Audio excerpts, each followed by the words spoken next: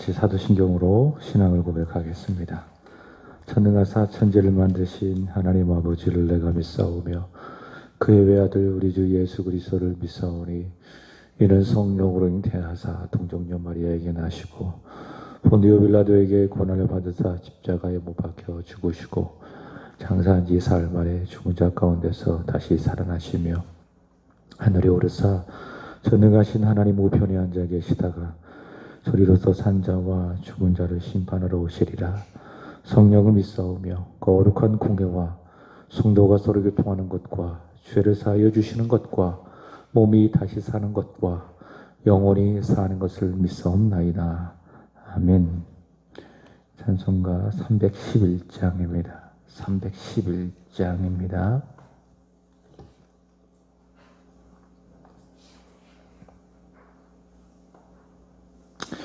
내 너를 위하여 몸 버려 피 흘려 내 죄를 속하여 살 길을 주었다. 널 위해 몸을 주건만 너무 어쭈느냐. 널 위해 몸을 주건만 널 무엇주느냐. 아버지 보좌와 그 영광 떠나서 만 백성 구하려 내 몸을 구하려 내 몸을 희생했건만 너무 어떠느냐. 내 몸을 희생했건만 너무 어떠느냐. 죄 중에 빠져서 영죽을 인생을 구하여 주려고 나 피를 흘렸다. 내 죄를 대속했건만 너무 어떠느냐. 내 죄를 대속했건만 너무 어떠느냐. 한없는 용서와 참 사랑 가지고 세상에 내려와 값없이 주었다. 이것이 귀중하건만 너무 어쭈느냐. 이것이 귀중하건만 너무 어쭈느냐. 사도행전 9장 10절에서 19절까지입니다. 사도행전 9장 10절에서 19절까지입니다. 그때에 다메섹에 아나니아라 하는 제자가 있더니 주께서 환상 중에 불러 이르시되 아나니아야 하시거늘 대답하여 하되 주여 내가 여기 있나이다 하니 주께서 이르시되 일어나 집 가라 하는 거리로 가서 유다의 집에서 다소 사람 사울이라 하는 사람을 찾으라. 그가 기도하는 중이니라. 그가 아나니아라 하는 사람이 들어와서 자기에게 안수하여 다시 보게 하는 것을 보았느니라 하시거늘 아나니아가 대답하되 주여 이 사람에 대하여 내가 여러 사람에게 듣사온즉 그가 예루살렘에서 주의 성도에게 적지 않은 해를 끼쳤다 하더니 여기서도 주의 이름을 부르는 모든 사람을 결박할 권한을 대제사장들에게서 받았나이가 하거늘 주께서 이르시되 가라 이 사람은 내 이름을 이방인과 임금들과 이스라엘 자손들에게 전하기 위하여 택한 나의 그릇이라. 그가 내 이름을 위하여 얼마나 고난을 받아야 할 것을 내가 그에게 보이리라 하시니 아나니아가 떠나 그 집에 들어가서 그에게 안수하여 이르되 형제 사오라 주 곧 내가 오는 길에서 나타나셨던 예수께서 나를 보내어 너로 다시 보게 하시고 성령으로 충만하게 하신다 하니 즉시 사울의 눈에서 비늘 같은 것이 벗어져 다시 보게 된지라. 일어나 세례를 받고 음식을 먹으니 강건하여 지니라. 아멘. 오늘의 본문은 사울의 소명을 말씀하고 있습니다. 어제는 사울의 회심에 대해서 말씀을 드렸습니다. 이 회심이라고 하는 말은 어려운 말이 아닙니다. 구원받는 것을 의미합니다. 예수 믿고 거듭나는 것을 회심이라고 이야기를 합니다. 사울은 예수를 믿으려고 하는 생각이 전혀 없었죠. 오히려 위협과 또 살기가 등등해서 주의 제자를 핍박하는 그런 생각만으로 가득했던 그런 사람입니다. 그런 사울이 예수를 믿게 되었다라고 하는 것, 그가 회심하게 되었다라고 하는 그것은 전적인 하나님의 은혜이다. 예수 그리스도의 강권적인 역사이다. 어제 말씀을 통해서 확인을 해 보았습니다. 그렇게 살기가 등등하던 사울이 예수님을 믿게 되었다면, 또 회심하게 되었다면, 오늘의 본문은 바로 그 회심한 사울에게는 특별한 사명이 있다라는 것을 말씀하고 있습니다. 그래서 사명은 누가 감당하냐? 회심한 사람, 예수 믿은 사람이 사명을 감당하게 되는 겁니다. 회심하지 않고 예수 믿지 않고 누군가 그 사명을 감당하게 된다면 그것은 사명이 아니라 일종의 직업적인 일이 되는 것입니다. 그래서 목사들 중에서도 회심하지 않고 목사가 되는 사람이 있을까요? 없을까요? 있습니다. 가짜 목사, 직업적인 목사가 될 수 있겠죠. 어제 뉴스를 보니까 참 부끄러운 그런 소식이 있더라고요. 일산의 한 교회에 이 청년부를 담당하는 젊은 목사가 술집에 들어가서 난동을 부리고 폭행을 하는 그 영상이 공개가 됐습니다. 그리고 그 전에 보면 그 여 직원을 향하여 성추행을 한 그런 영상도 공개가 되었습니다. 굉장히 그것을 보니까는 부끄럽더라고요. 그리고 분노가 치밀더라고요. 또 언론은 그것만 집중해서 보여주지 않겠습니까? 그러면 안 믿는 사람들이 뭐라고 생각합니까? 목사가 저러니 어떻게 교회가 바로 설 수 있겠는가? 오히려 교회에 대한 또 목사들에 대한 그런 부정적인 생각만 사람들이 더 많이 갖게 되는 겁니다. 저는 개인적으로 안타까운 것은 이제 그런 목사들도 있어요. 그러나 그렇지 않은 목사들이 더 많다. 그렇지 않은 목사님들이 더 많다. 신실하게 정직하게 하나님 앞에서 바르게 살려고 또 바르게 교회 섬기고 목회하려고 하시는 분들이 더 많다라고 하는 겁니다. 그것을 보면서 야, 저 사람이 과연 회심한 목사인가? 예수를 믿는 목사인가? 가짜 목사가 아닌가? 직업적인 목사가 아닌가? 그런 생각을 해봅니다. 사울은 예수를 믿었어요.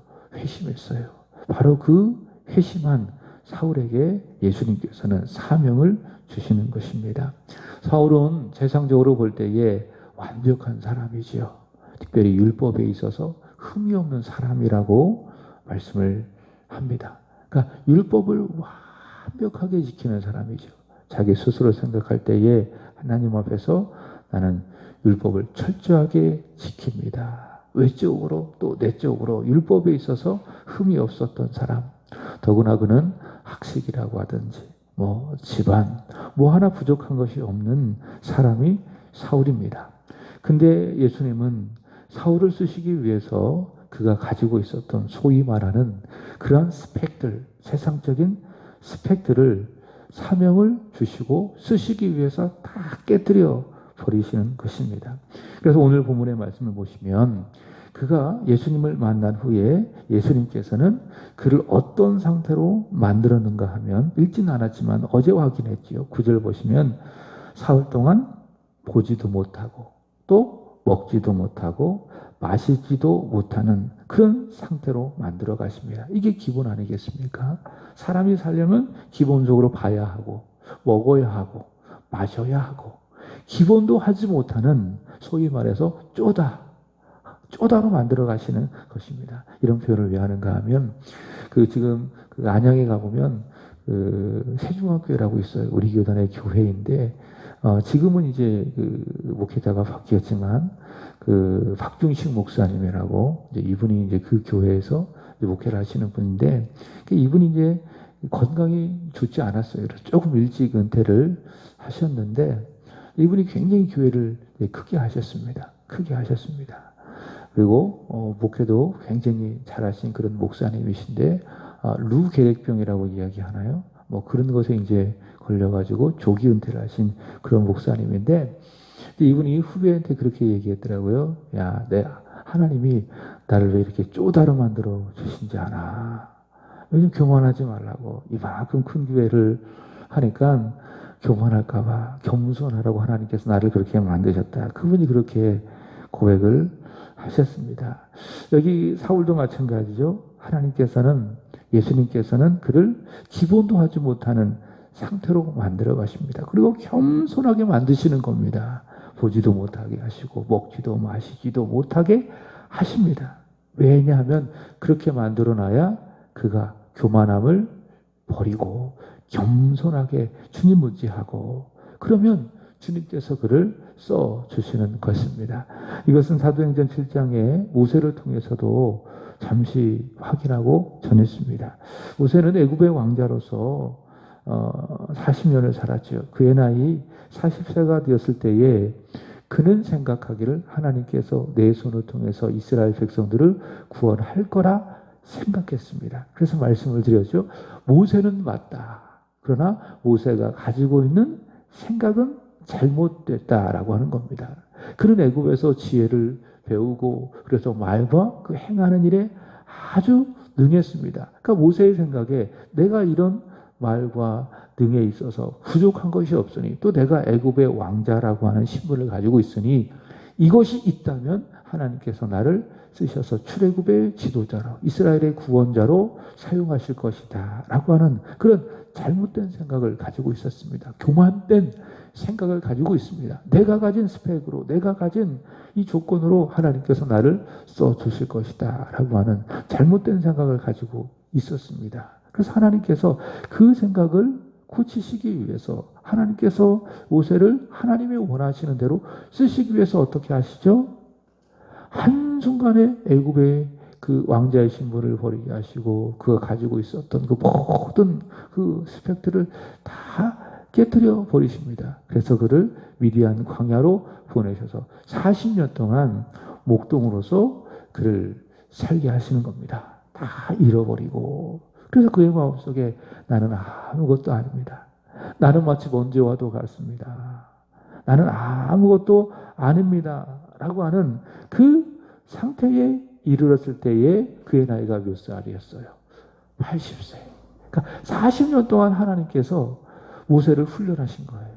다 버리고 다 포기할 수 있도록. 그래서 아무것도 할 수 없습니다. 나는 아무것도 아닙니다. 라고 고백하고 인정할 그의 나이가 80세 되었을 때에 하나님께서는 그를 호렙에서 부르사 이스라엘의 구원자로 그를 세워 가시는 것입니다. 여러분, 내가 가진 학벌과 실력과 소유, 세상적인 조건들, 그것은요 하나님이 나를 쓰시는 절대 조건이 되지 않습니다. 그것이 완전히 무시되진 않아요. 그러나 그것 때문에 내가 그게 있다고 하나님께서 나를 써주시는 것이 아니라는 거예요. 하나님께서 나를 보시고 쓰시는 조건은 단 하나예요. 모세를 보고 사울을 통해서 확인한다면 나는 아무것도 아닙니다. 나는 보지도 못하고 먹지도 못하고 마시지도 못하고 누군가의 도움을 받지 않으면 바로 그런 상태입니다. 나는 아무것도 아닙니다. 나는 먼지와도 같습니다. 나는 한 줌의 재와도 같은 인생입니다. 라고 하나님 앞에서 고백하는 겸손함, 믿음, 그 믿음과 겸손함을 보시고 하나님은 당신의 종으로 쓰시는 것이죠. 지금 사울이 바로 그런 상태입니다. 누구의 도움이 없다면 보지도 못하고 걷지도 못하고 마시지도 못하고 먹지도 못하는 아무것도 아닌 상태. 바로 그런 상태가 되게 하실 때에 주님께서는 그를 복음을 전하는 당신의 사도로 써주시는 것이죠. 10절 말씀을 보시면 아나니아를 예수님께서 부르시는데 아나니아는 사도행전 5장에 나오는 그런 아나니아가 아닙니다. 동명이인이죠. 사도행전 22장 12절의 말씀을 보시면 아나니아는 율법에 경건하고 율법에 있어서 아주 경건하고 그리고 모든 사람들에게 있어서 모든 유대인들에게 있어서 칭찬을 받는 사람이라는 것을 알 수가 있습니다. 바로 이 사람이 아나니아였습니다. 주님은 바로 그런 아나니아에게 11절 보시면 사울을 찾아가라. 그리고 12절 보시면 안수하여 다시 보게 하라. 그렇게 주께서는 명령하십니다. 여기서 안수한다라고 하는 것은 사울에게 특별한 사명이 부여된다라는 것을 의미합니다. 그게 안수예요. 물론 치유하고 하나님의 어떤 만져주심을 위해서 안수를 하는 경우가 있지만은 사울이 받는 안수는 그에게 무엇이 있다? 특별한 사명이 있다라는 그 사명이 부여되는 것을 안수한다라는 그런 의미입니다. 예를 든다면 사도행전에 7장에 가보면 사도행전에 6장이죠. 6장에 가보면 매일의 구제 문제로 사도들이 7집사를 세우죠. 그죠? 7집사를 세울 때도 마찬가지입니다. 사도행전 6장 6절 보시면 사도들이 어떻게 합니까? 기도하고 그들에게 안수했다라는 겁니다. 이것은 그들이 이 매일의 구제뿐만이 아니라 복음 전파에 특별한 사명을 부여받았다라고 하는 것이 바로 안수의 의미를 가지고 있습니다. 목사가 되는 것도 마찬가지죠. 목사가 되기 위해서 뭐 합니까? 안수하는 거예요. 그러니까 하나님의 교회를 목양하고 하나님의 말씀을 전하는 그 일에 특별한 부름을 받았다라는 그 의미에서 안수하여 목사를 세우는 거예요. 안수집사가 되는 것도 마찬가지죠. 안수집사가 되는 것도 교회를 섬겨가는 일에 특별한 사명을 그에게 부여하는 그 의미로 안수를 하게 되는 것입니다. 여기 주님이 아나니아에게 사울을 찾아 안수한 것도 사울에게 특별한 사명을 부여한 것을 의미합니다. 주가 그를 통해서 일하시겠다. 그에게 사명을 주어서 내가 그를 통해서 일하시겠다. 그것이 바로 주께서 아나니아에게 안수하라라고 하는 그런 의미입니다. 근데 주가 사울을 통해서 안수하여 일하시겠다라고 이야기했을 때에 아나니아가 그 말씀을 들을 때에 아나니아의 생각이 조금 달랐어요. 13절 보시면 이렇게 이야기하죠. 아나니아가 대답하되 주여 이 사람에 대하여 내가 여러 사람에게 듣사온즉. 그러니까 소문이 자자해요. 소문이 자자. 여러 사람의 말이 다 같아요. 어떤 말인가 하면 그가 예루살렘에서 주의 성도들 뭐죠? 교회입니다. 그래서 교회는요 건물이 아니라 사람인 겁니다. 믿는 사람들의 공동체, 그것이 바로 교회라고 하는 것이죠. 자, 교회에 주의 성도에게 적지 않은 해를 끼쳤습니다. 그는 교회를 박해하고 핍박하는 사람입니다. 어떻게 이런 사람이 주께서 쓰실 수가 있겠습니까? 어떻게 사울과 같은 사람을 주님이 부르사 사명을 주셔서 복음을 전한 일에 쓸 수가 있겠습니까? 이것이 바로 아나니아의 말일 것입니다. 그러나 예수님께는 아무리 문제가 있고 또 악한 자라 할지라도 어떻습니까? 주님이 원하시면은 충분히 쓰실 수 있습니다. 그게 예수님입니다. 예수님께서 주가 쓰시겠다. 내가 쓸 거야 라고 하면 그걸로 끝입니다. 왜냐하면 예수님은 아브라함 돌들로도 아브라함의 자손을 만들 수 있는 전능하신 하나님이시기 때문에 그렇습니다. 더욱이 사울 같은 경우에는 예수님께서 쓰시려고 한다면, 안수하여 쓰시려고 한다면 쓰임 받을 수 있도록 잘 다듬으시고 완벽하게 완성하시는 겁니다. 바로 예수님이 이런 분이기 때문에 문제가 안 된다. 아나니아가 가진 그 생각, 어떻게 이런 사람이, 주의 성도에게 적지 않은 해를 끼친 사람이 어떻게 주님을 위해서 사용될 수 있겠습니까? 주의 일을 할 수 있겠습니까? 라고 하는 이 아나니아의 생각은 예수님의 그 생각에는 전혀 문제가 안 된다라는 겁니다. 그래서 예수님께서는 15절 이렇게 이야기하시죠. 주께서 이르시되 가라. 이 사람은 내 이름을 이방인들과 임금들과 이스라엘 자손들에게 전하기 위한 택한 나의 그릇이다라고 하는 거예요. 그러니까 예수님께서 그를 쓰시겠다.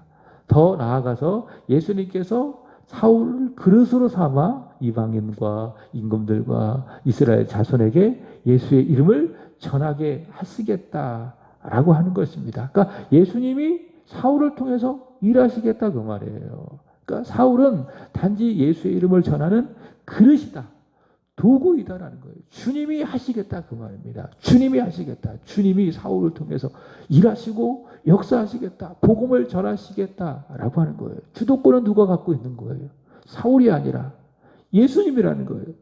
사울은 단지 주님이 쓰시는 택하신 그릇에 불과하다라는 겁니다. 그래서 이후 우리가 알아야 되겠지만 잊지 말아야 할 것은 사울이, 즉 바울이 복음을 전할 때에 복음을 전하지 않겠습니까? 그래서 이후의 사도행전의 역사는, 그러니까 1장부터 8장까지는 사도들 베드로와 그리고 요한을 중심으로 예루살렘을 중심으로 유대를 중심으로 복음을 전한 역사이지만은 이후 이제 사울이 회심을 하고 사명을 부여받은 이후에는 누구를 중심으로? 바울을 중심으로 써가는 사도행전의 역사예요. 근데 중심은 사울이 아니라 바울이 아니라 누굽니까? 예수님. 예수님께서 사울을 택한 그릇으로 삼으셔서 복음을 전하시는 성령의 역사, 복음의 역사, 그것이 바로 사도행전이라고 하는 거예요. 그래서 잊지 말아야 할 것은 바울은 주님의 쓰임에 택한 그릇이다. 주도권은 바울에게 있는 것이 아니라 예수 그리스도에게 있다. 이것을 우리는 잊지 말아야 할 것입니다. 그래서 복음서를 통해서 복음을 직접 전하신 예수님께서는 이제는 사울을 통해서 바울을 통해서 그의 성령으로 말미암아 복음을 전하는 이야기, 이것이 바로 사도행전이다라고 하는 겁니다. 여러분, 우리는 항상 이것을 잊지 말아야 합니다. 주도권은요 나에게 있는 것이 아니라 누구에게 있습니까? 나를 부르신 예수 그리스도에게 있다. 나는 언제나 주님께서 쓰임받는, 택함을 받는 그릇이다라는 사실을 우리는 잊지 말아야 할 것입니다. 내가 주님을 섬기고 교회를 섬길 때에 그리고 헌신할 때에 나는 주가 쓰신 그릇이라는 거예요. 주가 택하여 사용하기 위한 하나의 그릇이다라고 하는 것입니다. 이것이 바로 믿음이죠. 이것을 우리가 믿어야 우리 주님은 나를 통해서 역사하시는 겁니다. 이런 믿음과 확신을 가지고 우리는 교회를 섬기고 또 세상 속에서 주의 복음을 전하는 자로 살아가야 할 줄로 믿습니다. 자, 또 보시기 바랍니다. 16절 보시면 이렇게 이야기합니다. 자, 15절에는 첫 번째, 사울은 누구다? 내 이름을 이스라엘 자손들, 임금들, 이방인들에게 전하기 위하여 택한 나의 그릇이다. 사울에게는 복음을 전하는, 예수의 이름을 전하는 사명을 받았다. 이렇게 말씀을 하시죠. 또 말씀하시기를 더 나아가서 이렇게 이야기합니다. 그가 내 이름을 위하여, 15절에는 내 이름을 전하는 그릇이다. 이렇게 이야기하지만 또 그 이름을 전하는 일에는 반드시 고난이 따른다라는 것을 예수님께서는 아나니아에게 말씀하십니다. 16절 보시면 그가 내 이름을 위하여 얼마나 고난을 받아야 할 것을 내가 그에게 보이리라. 그러니까 사울은 처음부터 복음을 전할, 예수를 전할 택한 그릇으로 부름받았지만, 사명을 부여받았지만 또 예수님께서 그에게 보여주신 것이 무엇입니까? 사울아, 네가 나를 전할 사명을 받았는데, 복음을 전할 택한 그릇으로 네가 부름을 받았는데, 너는 내 이름을 전하려면 많은 고난을 받아야 할 거야. 그것을 예수님께서는 사울에게 보여주신다라고 하는 거예요. 무엇을 통해서? 안수를 통해서. 그래서 이 사울이 주님의 그릇이 되어 예수를 전하는 그 일에는 어려움이 있는 거죠. 평탄하지가 않는 겁니다. 고난의 길, 고통의 길, 또 십자가의 길, 그것이 바로 바울이 복음을 전하며 걸어갔던 길입니다. 고린도후서 11장 23절 보시면 그가 이렇게 이야기합니다. 나는 복음을 전하는 이 고난에 대하여 내가 수고를 넘치도록 하고 옥에 갇히기도 하고 매도 수없이 맞고 여러 번 죽을 뻔했다. 이렇게 이야기합니다. 그러니까 예수를 전하는 그 일에 바울은 많은 고난을 당했다라고 하는 것이죠. 여러분, 이것은요, 사울뿐만이 아니라 우리에게도 해당이 됩니다. 그래서 사실 예수 믿으면 잘 됩니다. 예수 믿으면 복 받습니다. 예수 믿으면 형통합니다. 라고 하는 이런 신앙을 기복신앙이라고 이야기해요. 또 신학적으로 말한다면 번영복음입니다. 잘 될 거야. 성공할 거야. 그죠? 또 그런 얘기를 하면 좋지 않습니까? 그죠? 왔는데 예수 믿으면 고난 받을 거야. 사실 별로 좋은 말은 아니에요. 그죠? 별로 달가운 말은 아니에요. 우리는 예수 믿으면 잘 되기를 원해요. 복 받기를 원해요. 사업 잘 되고 또 내 자녀 성공하고. 그죠? 예수 믿어서 그렇게 되는 것 누가 싫어하겠습니까? 근데 사실은 그게 아니라는 거예요. 오늘 사울에게 예수님께서 말씀하신 것처럼 내가 예수를 믿고 그를 위해서 살아간다라고 하는 이 삶은, 또 그를 위해서 걸어간다라고 하는 그 일은 얼마나 고난을 받아야 할 것이라는 겁니다. 많은 고난이 있는 길이다라고 하는 거예요. 예수님께서는 누가복음 14장 26절 27절에서 말씀하셨습니다. 내게 오는 자, 그러니까 예수를 믿는 사람, 내게 오는 자는 자기 부모와 처자와 형제와 자매, 형제, 심지어 자기 목숨까지도 미워하지 않는다면 내 제자가 능히 되지 못하고 누구든지 자기 십자가를 지고 나를 쫓지 아니하면 나의 제자가 되지 못하리라. 뭐라고 이야기하셨죠? 주님의 제자가 된다라고 하는 것, 주를 믿고 주를 섬기면서 살아간다라고 하는 그 삶, 그 길은 고난의 길이다. 고난의 길이다. 자기를 부인하고 자기 십자가를 지고 버리고 따라가는 길이다라고 예수님께서는 말씀을 하시는 겁니다. 또 사도 바울은 빌립보서 1장 29절, 그죠? 이렇게 이야기합니다. 아마 주님의 이 말씀을 그가 기억했기 때문에 그러는 거예요. 그죠? 이렇게 이야기합니다. 하나님이 그리스도를 위해서 너희에게 은혜를 주신 것은 다만 그를 믿을 뿐만이 아니라 또 그를 위하여 고난도 받게 하려 함이라. 하나님이 그리스도를 위하여 은혜를 주신 목적이 있다는 거예요. 그것은 다만 그를 믿을 뿐만이 아니라 그를 위하여 무엇도 고난도 받게 하려 함이라. 예수 믿고 그의 제자가 되고 그를 섬기고 살아가는 삶, 그를 섬기는 그 길, 거기에는 필연적으로 무엇이 따라온다? 고난이 따라온다라고 하는 거예요. 오늘 예수님 바로 그 사실을 말씀하고 있는 겁니다. 내가 그 이름을 위하여 얼마나 많은 고난을 받아야 할 것을 내가 그에게 보이리라. 예수님께서는 바로 그런 말씀을 하고 계십니다.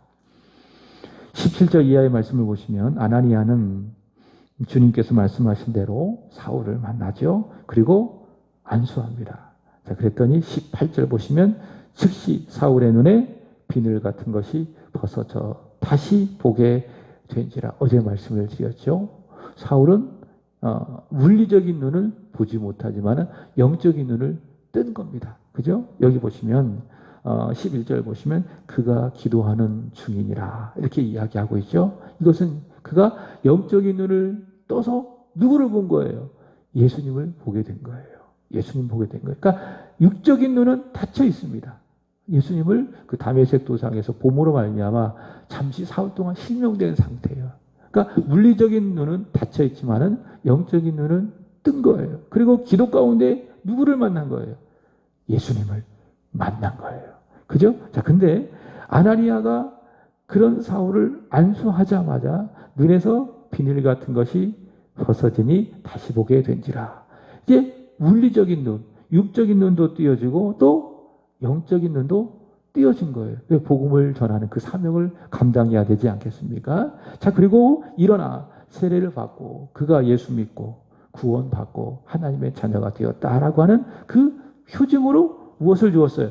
세례를 주었습니다. 세례를 주었습니다. 우리는 앞서 사도행전 8장에서 빌립이 누구를 만납니까? 예루살렘에서 가사로 가는 길에 에티오피아의 그 여왕 간닥의 국고를 받은 내시를 만나죠. 그리고 내시를 만나서 빌립이 예수를 전합니다. 복음을 전합니다. 복음을 전하자마자 어떻게 합니까? 빌립이 그에게 세례를 주는 겁니다. 그러니까 세례라고 하는 거는요, 구원받기 위해서 받는 조건이 아니라는 거예요. 구원받는 조건은 단 하나죠. 뭡니까? 주 예수를 믿는 겁니다. 길과 진리와 생명이 되신 예수를 믿는 그 믿음, 오직 믿음으로 예수를 믿어야 구원을 받게 되는 겁니다. 그렇게 예수를 믿고 구원받은 사람이, 이 사람은 구원받은 하나님의 사람입니다. 예수의 사람입니다. 라고 하는 사실을 외적으로 인치는 그 의식이 무엇인가 하면 세례입니다. 세례. 그러니까 세례는 구원의 조건이 아니라 구원받은 후 받게 되어지는 구원의 표징. 그것이 무엇입니까? 그것이 바로 세례이다라고 하는 겁니다. 자, 사울이 바로 그렇게 이제 세례를 받고 19절 보시면 음식을 먹음에 강건하여 지니라. 그죠? 몸도 강건해지고 또 마음도 하나님의 성령으로 강건하여지고. 그래서 어떻게 해야 돼요? 강건해졌으니 이제는 그가 택함을 받은 예수님의 그릇으로 이제는 예수를 전하며 살아가야 하겠죠. 여러분 강건하십니까? 주 안에서 강건하십시오. 항상 성령 충만하십시오. 강건해야 되지 않겠어요? 강건해야, 그리고 몸도 마음도 강건해야 예수를 전하게 되어주고. 그래서 잘 드셔야 돼요. 음식도 잘 드시고 또 영적인 양식도 잘 섭취하고. 그래서 몸도 마음도 강건해져서 주님 잘 섬기고 또 이 세상 속에서 복음을 전하고 예수를 전하고 그런 삶을 살아가야 할 줄로 믿습니다. 오늘 말씀의 결론입니다. 저와 여러분 그리고 우리 교회, 우리 예수님을 전하기 위한 특별한 택한 그릇임을 잊지 마시고 그를 위한 어려움, 고난 잘 감당하게 되기를 주님의 이름으로 축복합니다. 기도하겠습니다. 하나님 아버지, 사울을 부르사 주의 이름을 전하는 택한 그릇으로 우리 주님을 위해서 고난받는 자로 사명을 주신 주 예수님 감사합니다. 주 예수님 찬양합니다. 모든 영광을 올려드립니다.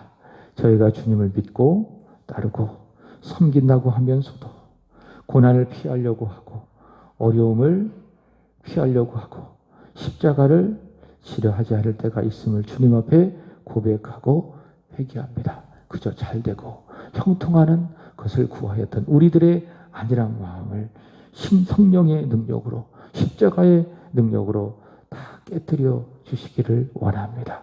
주님께서 우리에게 그리스도를 위하여 은혜 주심은 그를 믿을 뿐만이 아니라 그를 위하여 고난도 받게 하기 위함임을 잊지 않으며 주님을 위하여 그리고 교회를 위하여 그리스도의 남은 고난을 우리의 육체의 기쁨으로 채워가게 하여 주옵소서. 나를 부인하고 나의 십자가를 지고 기꺼이 주님을 전하며 주를 따라가는 이 시대의 진정한 주님의 사람, 주님의 제자, 십자가의 용사, 오늘 여기 모여 기도하는 믿음의 권속들이 되게 하여 주시옵소서. 하나님, 오늘은 우리 세안교회 오구역을 위하여 기도드립니다. 담임 목사님과 사모님 성령 충만하게 하시옵소서.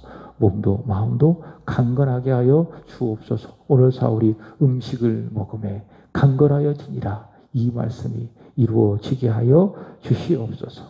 이정열 권사님 기억하여 주시고 하루하루 우리 주님의 손에 붙들려 주와 동행하는 삶을 살게 하여 주시고 하나님의 때에 편안히 저 천국으로 들려 올라가게 되어지는 축복이 있게 하여 주옵소서. 우리 교회에 협력하시는 이종태 목사님 그리고 기련숙 사모님 성령 충만하게 하여 주옵소서. 주의 이름을 전하는 주의 택한 그릇으로서 귀하게 쓰임받는 목사님, 사모님 되게 하여 주옵소서. 기로연, 손영성 집사님 몸도 마음도 강건케 하여 주옵소서. 사울의 강건, 바울의 강건, 집사님의 강건이 되게 하여 주시고 하나님 자녀 이기쁨, 이은총 이들의 삶의 위에도 하나님의 은혜가 있게 해 주옵소서. 박형건, 공소영 집사님, 박하랑 기억하여 주시고 저들의 기업 위에 하나님의 놀라운 은혜가 있게 하여 주옵소서. 김영숙 성도님, 최영재, 이송희 부부, 일본에서 복음을 전하는 윤준수, 양금래 선교사님 그리고 윤예림, 윤재준 이들의 가정을 지키시고 또 자녀를 지켜주시고 기업과 일터를 지켜주셔서 주님을 위한 택한 그릇으로서 합당하게 쓰임받는 복의 가정, 복의 자녀, 복의 지체들이 되게 하여 주시옵소서. 하나님 오늘 금요일입니다. 금요 기도회로 모여 함께 말씀 듣고 찬양하며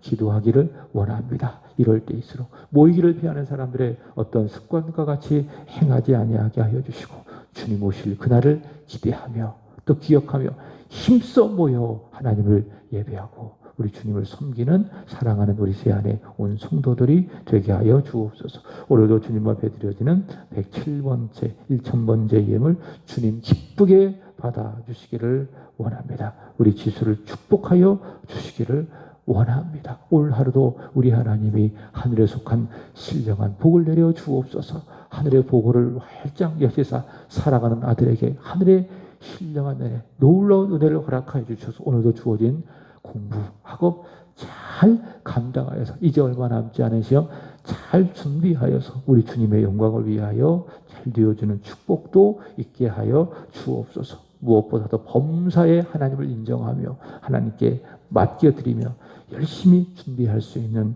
믿음의 사람, 믿음의 아들이 되게 하여 주시옵소서. 이후로도 기도하겠사오니 기도하는 가운데에 우리 주님의 손길을 우리 주님을 만나는 은혜를 누리게 하여 주시옵소서. 부르짖어 기도하게 하여 주시고 기도할 때에 내 육체의 욕심을 따라 구하는 것이 아니라 성령을 따라 먼저 그의 나라와 그의 의를 구하게 하여 주시고 그리할 때에 이 모든 것을 더하여 주시는 하나님의 놀라운 응답을 받게 하여 주옵소서. 주님 사랑합니다. 예수 그리스도의 이름으로 기도합나이다.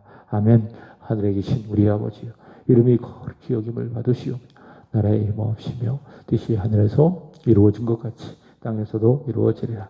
오늘날 우리에게 일용할 양식을 주옵시고 우리가 우리에게 죄의 진자를 사하여 준 것 같이 우리의 죄를 사하여 주옵시고 우리를 시험에 들게 하지 마옵시고 다만하게 서구하옵소서.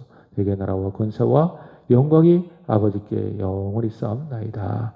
아멘. 같이 함께 기도할 때에 들은 말씀을 기억하며 기도하시고 코로나의 확산을 하나님께서 막아주시기를 특별히 기도해 주시기를 바랍니다. 같이 기도하겠습니다.